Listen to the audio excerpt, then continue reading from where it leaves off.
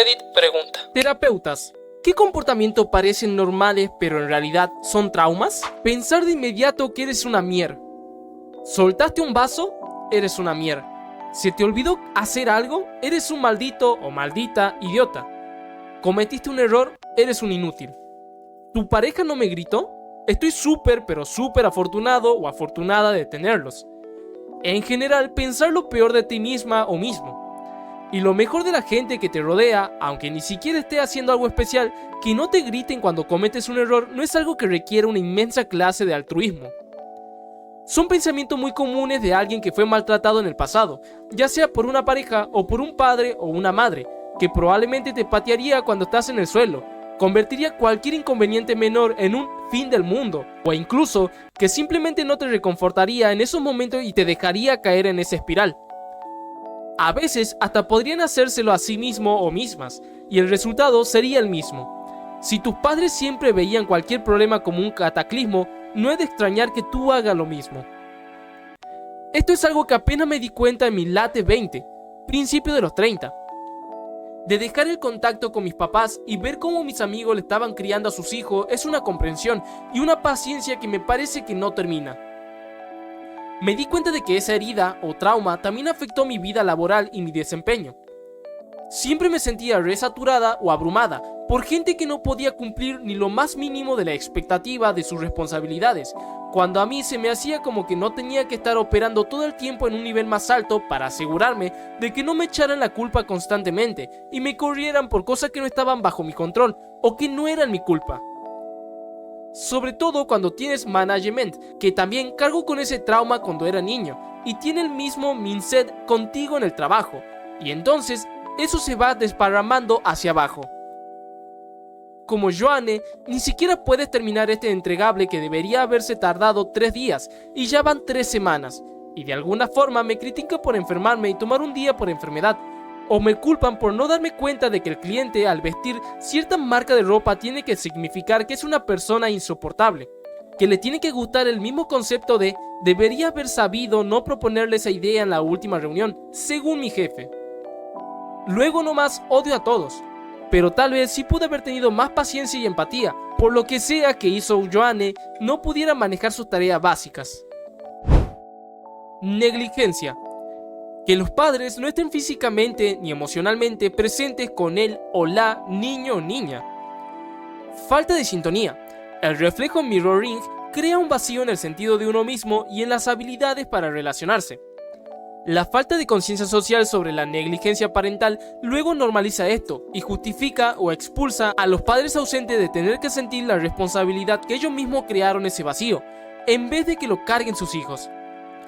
Y aquí va un poco de información sobre la neurología del bebé. Los bebés nacen sin un ritmo circadiano en la secreción de cortisol, y estudios citan estimaciones distintas sobre cuándo los bebés primero establecen el ritmo típico, desde tan temprano como 2 o 3 meses hasta tarde como 9 meses. Durante este tiempo, sin embargo, cada vez se produce más oxitocina. La oxitocina también se produce mucho más antes de que nazcan los bebés. Esto es la apuesta de la naturaleza por la supervivencia del bebé durante este tiempo. Todo se trata de vincularse, un bonding. El cerebro del bebé no puede distinguir si ese ruido violento es trueno, bomba, portazo o de qué padre lo está causando. Todo se trata de apegarse a lo que parece una figura de apego. De hecho, mientras más estresante sea la situación, más fuerte se vuelve el mecanismo de vinculación hacia esa figura de apego.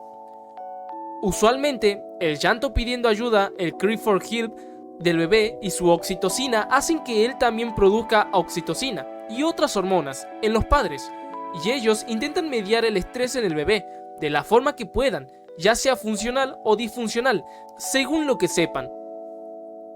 Así que, mientras por ahí en redes sociales se anda señalando y culpabilizando sobre el trauma bonding, vinculado por trauma, la codependencia y el apego inseguro, andar buscando malas parejas, no sentirse atraído por gente segura, acuérdate de esto.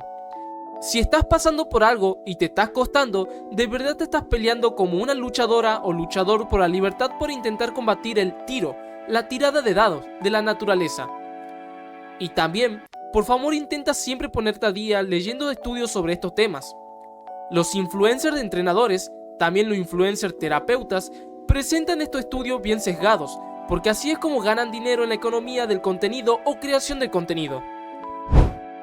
A mis papás les dejé quedarme solo 12 horas en el verano, desde los 8 en adelante.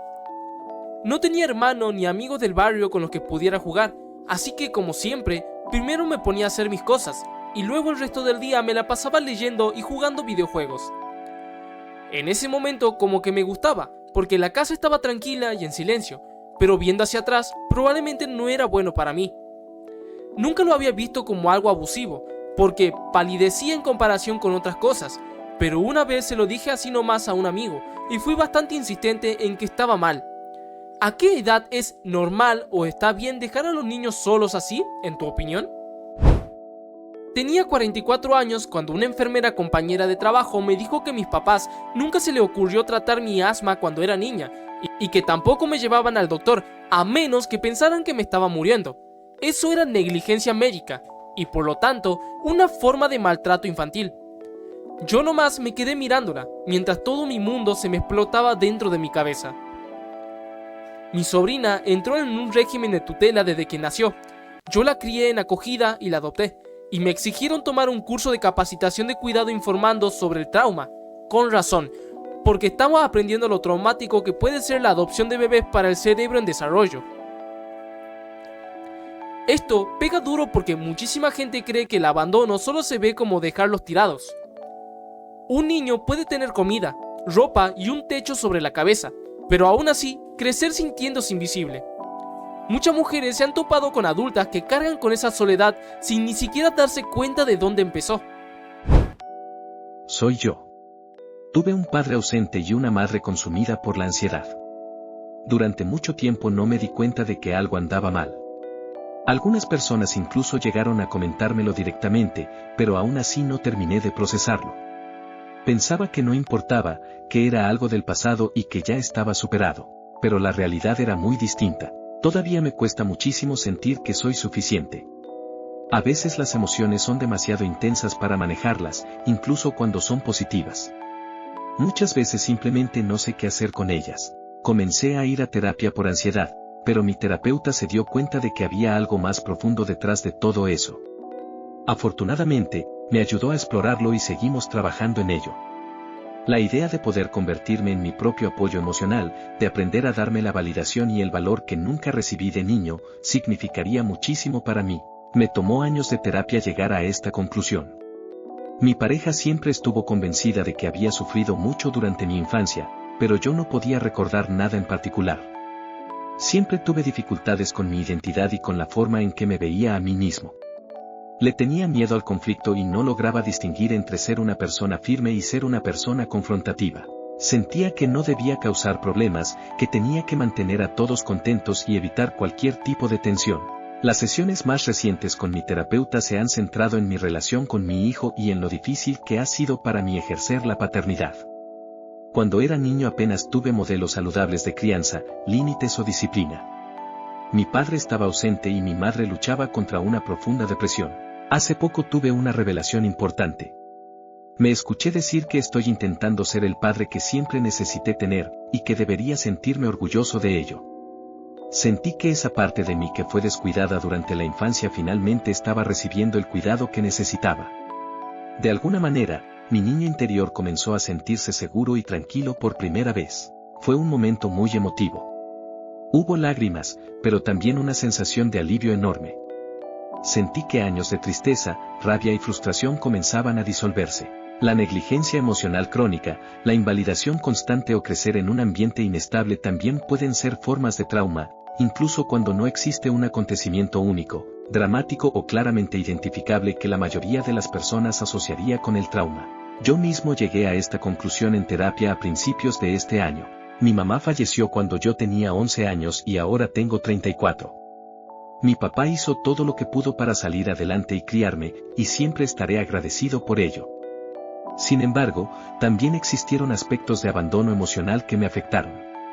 Aceptarlo ha sido muy difícil porque, en muchos otros sentidos, él fue un gran padre. Comprender que alguien puede haber hecho lo mejor que pudo y aún así haberte dejado heridas emocionales es una de las lecciones más complicadas que he tenido que aprender. Actualmente tengo un estudiante que está atravesando una situación similar y me parte el alma sentir que hay muy poco que puedo hacer. Él y su hermano ya cuentan con la intervención de un trabajador social. Falta a la escuela con frecuencia o llega tarde constantemente, rara vez entrega las tareas, su hermano mayor suele tratarlo mal y su madre parece no intervenir. Ha tenido problemas de conducta desde el primer día de jardín de infancia, aunque conmigo suele comportarse bien la mayor parte del tiempo. Un día, cuando varios alumnos fueron retirados temprano por sus familias, incluidos sus hermanos, él decidió quedarse en la escuela. Ese momento se me quedó grabado. Me preocupa mucho lo que pueda pasar con él cuando ya no esté aquí para apoyarlo. También recuerdo perfectamente la sesión específica de terapia en la que tuve mi propia revelación. Mi terapeuta llevaba mucho tiempo guiándome hacia esa conclusión de manera muy cuidadosa y paciente. Cuando finalmente entendí lo que había ocurrido durante mi infancia, me dijo una frase que jamás olvidaré: la negligencia emocional sigue siendo negligencia. Y me puse a llorar de inmediato. Durante años pensé que no podía haber sufrido negligencia porque siempre tuve comida, ropa, un techo donde vivir y acceso a una buena educación. Desde fuera, parecía que todo estaba bien, pero aprendí que las necesidades emocionales también importan. De hecho, muchas veces es más difícil sanar algo que debería haber estado presente y nunca estuvo, que algo negativo que sí ocurrió y que puede identificarse claramente. Por ejemplo, cuando alguien sufre abuso sexual, existe un hecho concreto que puede señalarse, analizarse y trabajarse en terapia. El abandono emocional suele ser diferente. Es mucho más difícil de identificar porque, en esencia, se trata de una ausencia. Es algo que faltó cuando más se necesitaba. Y eso lo vuelve especialmente complejo de comprender y de sanar. Es parecido a la dificultad de demostrar que algo no existe. En muchos casos, resulta más sencillo señalar una presencia que explicar una ausencia. Sin embargo, las heridas que dejan esas ausencias pueden ser igual de profundas y duraderas. Estar constantemente en sintonía con lo que sienten los demás suele venir de haber tenido que estar siempre atento al estado emocional de los adultos en casa, para poder anticipar sus reacciones y evitar consecuencias. Como hija mayor de 3 hermanos, siempre podía sentir la tensión en el ambiente. Sabía cuando algo había ocurrido en casa, incluso si había pasado mientras estábamos en la escuela o cuando una situación difícil estaba por desencadenarse. Era como si hubiera desarrollado una especie de radar emocional.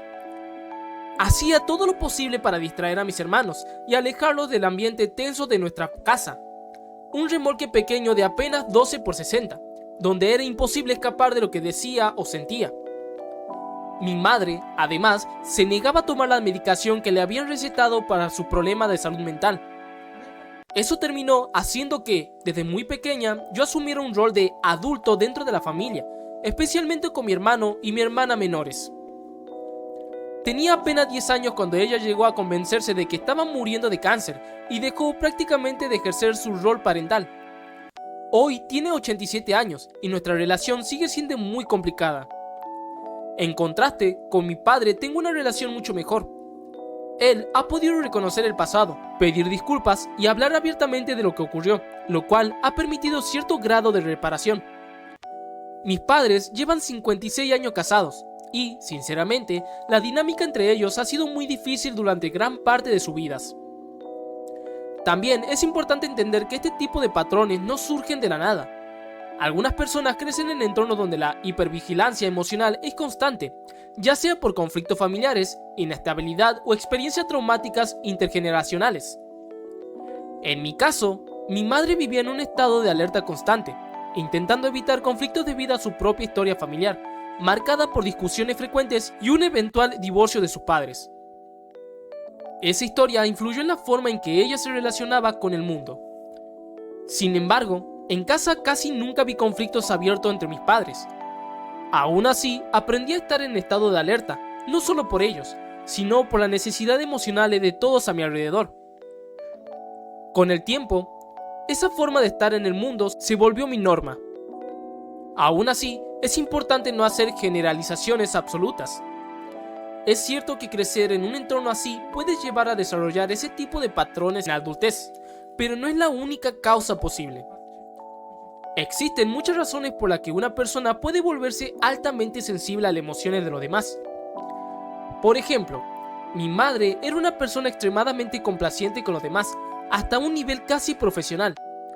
Y yo crecí creyendo que esa era la única forma correcta de relacionarse con el mundo, anticiparse a las necesidades de otros, adaptarse y evitar el conflicto a toda costa. Traumas por omisión. La experiencia importante de la infancia que una persona puede haber perdido. Cuando era niño, era el único en nuestro vecindario que no podía jugar afuera con total libertad, como sí lo hacían los demás. Incluso mi hermano tenía más libertad que yo.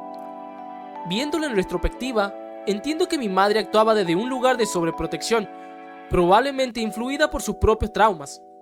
Aún así, eso no evita que me haya afectado. Hoy en día, muchos niños están pasando por algo distinto, pero igualmente problemático. No experimentan muchas de las vivencias típicas de la infancia porque están constantemente conectados, viviendo casi en un estado de estar siempre en línea, lo que también limita su desarrollo emocional y social. Otra forma de trauma poco mencionada es ser testigo de abuso, no solo vivirlo directamente. En mi caso, me he dado cuenta recientemente de algo importante. No es normal que mi cuerpo se enfríe, que me quede paralizado y que el corazón se me acelere cuando escucho a alguien gritar. Puedo manejar muchas situaciones, pero los gritos son un disparador muy fuerte para mí. Esto tiene sentido cuando recuerdo que, durante mi infancia, mis padres tenían discusiones frecuentes con mi hermana. Ella mostraba conductas muy agresivas, y aunque mi madre intentaba protegerme, no siempre era suficiente. Con el tiempo, esto dejó una huella más profunda de lo que había entendido en su momento. Quizás por eso no recuerdo casi nada de mi vida antes de los 10 años. Yo viví de cerca las formas más duras de maltrato emocional de mi madre mientras crecía, mientras que mi hermano, en algunos momentos, recibió un trato más favorable o incluso fue ignorado. Ahora, ya en nuestros 40, hace unos años tuvimos una conversación muy sincera sobre lo que vivimos. En ese momento, él se quebró emocionalmente y me dijo: me daba asco ver cómo ella iba solo contra ti. Fue una revelación dolorosa, porque aunque yo era consciente de lo que había vivido, no tenía idea de cuánto le había afectado a él como testigo. Yo siempre supe desde mi experiencia personal y también desde mi trabajo que presenciar abuso también puede ser traumático, pero no entendí realmente la magnitud de ese impacto hasta esa conversación. Durante años, pensé que él había tenido suficiente con sus propios problemas como para no verse afectados por los míos. En mi caso, aprendí a reprimir mis emociones después de ser ridiculizado por ser demasiado sensible cuando era niño. Con el tiempo, eso hizo que de adulto me cueste mucho conectar con lo que siento, llegando a veces a un estado de vacío emocional o desconexión. No recibir suficiente cariño por parte de los adultos que te crían también puede dejar heridas profundas. Tus padres pueden tratarte bien, quedarse contigo, proveerte todo lo necesario y nunca maltratarte, pero si no te brindan afecto, consuelo o palabras de amor, el impacto emocional puede acompañarte durante toda la vida. Tengo 41 años y, sinceramente, no recuerdo haber sido abrazada por mi mamá cuando era niña. La única excepción era cuando yo misma iniciaba el abrazo ya de adulta. Cuando le conté que estaba embarazada, fui yo quien se acercó, la abrazó y le dijo: felicidades. 15 semanas después, cuando perdimos al bebé de una manera muy dolorosa y traumática, ella nunca me abrazó. Tampoco cuando me casé. Ni cuando viví 5 años en el extranjero y apenas nos veíamos durante visitas ocasionales, graduaciones, celebraciones, momentos de tristeza, miedo, decepción o incertidumbre, nunca hubo un abrazo. Recuerdo una ocasión en la que intenté tomarle la mano en un estacionamiento. Ella la retiró inmediatamente y me dijo: ya estás muy grande para andar agarrando manos. Debía tener unos 8 años. Tampoco recuerdo que me haya dicho alguna vez que me amaba. Y, por lo que sé, tampoco se lo ha dicho a ninguno de mis hermanos. Hoy tengo un hijo de 5 años. Y puedo asegurar algo con total certeza: nunca habrá un día en el que no lo abrace, no le diga que lo amo o no le demuestre cariño de alguna manera. Nunca. De hecho, el único abrazo que recuerdo haber recibido de mi madre durante mi adolescencia fue cuando quería averiguar si había estado fumando a escondidas. Actualmente, cuando la abrazo para saludarla o despedirme, porque siempre soy yo quien inicia el contacto, me responde con un abrazo breve, rígido y una palmadita en el hombro. Tampoco recuerdo haber escuchado frases como te quiero, estoy orgullosa de ti o hiciste un buen trabajo. En cambio, sí recuerdo críticas constantes. que era desagradable, que debía esforzarme más, que tenía el corazón de piedra, que nadie querría ser mi amigo y muchas otras cosas similares. Lo más sorprendente es que hoy en día incluso se ha quejado de que nosotros les decimos a nuestros hijos que los queremos demasiado seguido. Según ella, hacerlo con tanta frecuencia es exagerado e incluso desagradable, pero no pienso cambiar eso jamás. Mis hijos siempre sabrán que son queridos, que están seguros y que tienen un lugar donde recibir cariño. He vivido con ese vacío emocional durante demasiados años y me niego a transmitirlo a la siguiente generación. Otra persona comentó algo parecido. La primera vez que mi padre me dijo que me amaba o me dio un abrazo fue cuando yo tenía 32 años. Mi mamá me pidió un abrazo cuando me mudé a otro país a los 27 y se sintió increíblemente extraño. De hecho, es el único abrazo que recuerdo de ella desde que era muy pequeño, y añadió algo que me pareció muy cierto: no importa cuánto hagan por mí ahora. Las heridas de mi infancia siguen ahí. Todavía me cuesta recibir afecto y sentirme cómodo cuando alguien me demuestra cariño. Curiosamente, con otras personas yo sí soy muy cariñoso. Sus hermanos también le señalaron que esa falta de afecto había sido una constante en la familia y que ellos mismos arrastraban muchos problemas relacionados con ello. Después de varias conversaciones profundas y sinceras, comenzó a darse cuenta de algo que antes no veía. Quizás había estado negándolo durante años. Como le dijo su terapeuta, hay niños que sufren golpes, hambre o crecen con padres adictos y, aún así, se sienten profundamente queridos. Y también hay niños que crecen con una madre y un padre aparentemente normales, en un hogar estable y sin grandes carencias materiales, pero que nunca llegan a sentirse amados. Y esa diferencia puede marcar una vida entera. Irónicamente, desahogarse contando traumas en exceso o compartir demasiado puede ser también una señal de trauma. Siento que esto me cuesta especialmente porque, en mi familia, yo era el chivo expiatorio. Me culpaban de muchas cosas que en realidad hacía mi padre o que no tenían nada que ver conmigo. Como resultado, desarrollé la necesidad de confesar absolutamente todo lo que me ha pasado cuando recién conozco a alguien. Con el tiempo, esto también afectó otras áreas de mi vida. En el trabajo, incluso llegué a experimentar situaciones donde me culpaban de cosas que no había hecho, lo cual ha sido difícil de manejar. Mi expareja también tenía este patrón. Era muy abierta respecto a su trauma y me contó en detalle todo lo que había vivido. Decía que todo eso ya pertenecía al pasado y que no le afectaba. Sin embargo, rara vez compartía sus opiniones o intereses personales. Tenía mucho miedo a ser juzgada. Con el tiempo me di cuenta de que, en realidad, no la conocía tan bien como pensaba. A veces el trauma puede verse completamente normal desde afuera, como negligencia emocional por parte de padres que estaban físicamente presentes, pero que nunca lograron ver realmente a su hijo o hija. También puede aparecer en forma de parentificación, cuando a un niño se le asigna el rol de manejar las emociones o responsabilidades de los adultos, en lugar de permitirle simplemente ser un niño.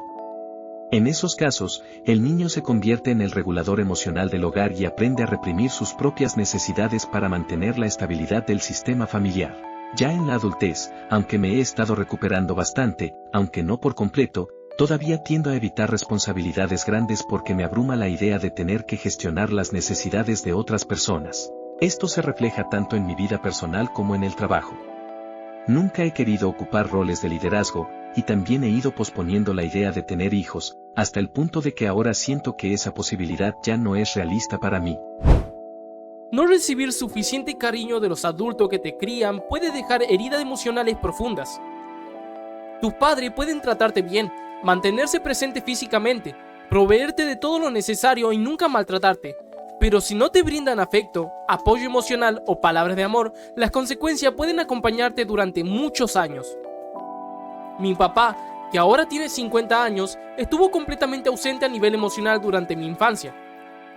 La mayoría de las veces solo mostraba frustración cuando nuestra presencia interfería con algo que quería hacer. Eso no significa que fuera un mal proveedor. Al contrario, trabajaba muchísimo y se esforzaba por mantener económicamente a toda la familia. Hoy soy padre de 3 hijos, que ya son adultos, y desde el principio me propuse no repetir ese patrón. Quería que mis hijos crecieran sintiéndose escuchados, valorados y queridos.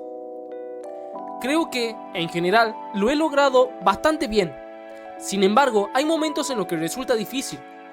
Cuando estoy cansado, estresado o irritado por algo, a veces noto que aparecen reacciones que aprendí durante mi infancia. La diferencia es que hoy soy consciente de ello. Cuando sucede, les pido perdón a mis hijos. Hablo con ellos sobre mi padre, sobre cómo fui criado y sobre el esfuerzo que hago para romper esos ciclos. Porque los patrones familiares profundamente arraigados no desaparecen de la noche a la mañana. A veces hacen falta años de trabajo personal. En ocasiones, incluso más de una generación puede romperlo por completo. Otra persona respondió con ironía diciéndome: entonces, ¿me estás diciendo que no era normal alternar entre el proyecto personal de mis padres para revivir sus años de gloria deportiva y trabajar en sus negocios familiares cuando eso no funcionó? ¿Todo mientras recibía constantes castigos y críticas cuando realmente estaban presentes? Luego añadió algo que resultó especialmente triste. La única figura paternal que realmente me dijo que me amaba fue mi suegra. Para mí se convirtió en una segunda mamá. Tenía 43 años cuando escuché esas palabras de una figura materna de forma sincera. Otra persona comentó que no se trata únicamente de escuchar "te quiero". También importa la presencia emocional, la interacción diaria y el tiempo compartido. Recordaba una conversación con varias compañeras de trabajo mayores que hablaban de sus hijos. Mi hija adoraba jugar con esto. Nos pasábamos horas haciendo aquello juntas. Siempre pintábamos o armábamos construcciones. Mientras escuchaba aquellas historias, se dio cuenta de algo doloroso. No podía recordar ni una sola ocasión en la que su madre hubiera pasado tiempo jugando con ella. Ni juegos de mesas, ni manualidades, ni actividades compartidas, ni simplemente tiempo de calidad. Ese momento le abrió los ojos. De repente entendió que aquello que veía como normal quizá no lo era tanto. Y a veces eso es precisamente lo más difícil de reconocer. Algunos padres hacen muchas cosas correctamente desde fuera. Cumplen con sus responsabilidades, te alimentan, te visten y te llevan a la escuela. Sin embargo, hay algo que falta. Y aunque resulte difícil de explicarlo, nunca llegas a sentirte verdaderamente amado. Otra persona lo expresó de una forma muy clara. Cuando mis padres me dicen que me ama, no siento consuelo, siento enojo y rechazo. Explicó que su padre siempre dice que haría cualquier cosa por sus hijos, pero que en la práctica rara vez está presente cuando realmente se le necesita. Sus problemas de ansiedad y sus dificultades emocionales suelen llevarlo a evitar los conflictos o a alejarse en lugar de afrontar las situaciones. Respecto a su madre, describió una dinámica muy centrada en las necesidades de ella, donde muchas veces sentía que todo giraba a su alrededor. Y sin embargo, reconoce algo importante. Me abrazaban, me vestían, jugaban conmigo, me daban de comer. Desde fuera parecía que todo estaba bien. Pero después añade una frase que resume perfectamente el problema. Nunca sentí amor. Y esa sensación sigue presente incluso hoy. Aunque alguien me quiera de verdad ahora, a mis 39, me cuesta creerlo. Siempre espero que algo salga mal. Siempre pienso que tarde o temprano me harán daño o me abandonarán. Me cuesta confiar. Y como resultado, muchas veces me siento sola. Esa es una de las consecuencias más silenciosas de la negligencia emocional. Crecer sin sentirte verdaderamente querido puede hacer que, incluso cuando el amor finalmente llega a tu vida, te resulte difícil reconocerlo o aceptarlo por completo. Las culturas laborales tóxicas, incluyendo el acoso y el gaslighting disfrazados de liderazgo, también pueden generar experiencias traumáticas. Relacionado con esto, es importante aclarar que el trauma no es lo mismo que el trastorno de estrés postraumático, TEPT. A veces lo que una persona necesita es simplemente procesar lo vivido. Además, dos personas pueden experimentar el mismo evento y tener respuestas completamente diferentes, una puede necesitar ayuda clínica y la otra no. En esto influyen factores genéticos, biológicos y sociales. Otra forma de exposición traumática es ver de manera repetida imágenes o videos impactantes en Internet durante la infancia. Esto parece haber sido bastante común en algunos millennials que crecieron en los primeros años de Internet, aproximadamente entre 2000 y 2002. En mi caso, recuerdo haber visto accidentalmente un video en el que dos personas con uniformes militares ejecutaban a otra persona en un entorno desértico. La imagen fue extremadamente impactante para mí en ese momento. Más adelante, también me encontré por accidente con el video conocido como Two Guys One Hammer, que mostraba violencia extrema. Hay ciertos detalles de esa experiencia, como los sonidos y las imágenes, que son muy difíciles de olvidar. También vi contenido completamente desconcertante como cake farts, lo cual en ese momento me dejó en estado de confusión. Incluso ahora, con el tiempo, me pregunto cómo estará la persona involucrada y espero que se encuentre bien.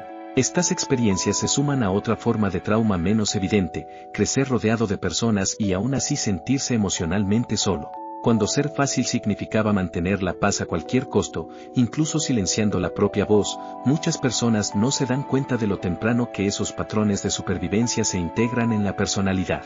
Crecí en una casa donde era necesario caminar con cuidado para evitar los cambios de humor de uno de los padres. A menudo esto se describe como tener un padre estricto, pero rara vez se reconoce el nivel de hiperalerta constante que puede generar en un niño. Ser ignorado emocionalmente por los padres también es una forma de experiencia adversa en la infancia, aunque no siempre sea visible desde fuera.